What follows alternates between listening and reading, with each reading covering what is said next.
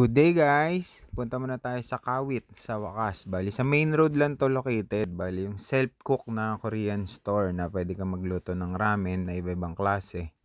Dito lang meron. Ayan, lahat ng klase ng ramen meron dito. Pinili namin syempre spicy. Tsaka yung spicy cheese.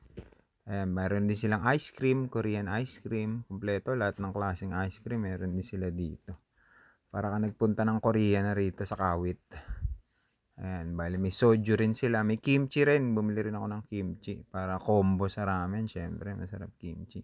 Lahat ng klaseng Korean na meron dito. Drinks, yun. May luncheon meat pa. Lahat ng klaseng drinks na galing Korea meron. Bale, self-cook dito. Meron silang mga lalagyan na ikaw ang magluluto. Kaya ang lahat ng klase ng ramen, meron dito sa kanila. Uso na to ngayon eh.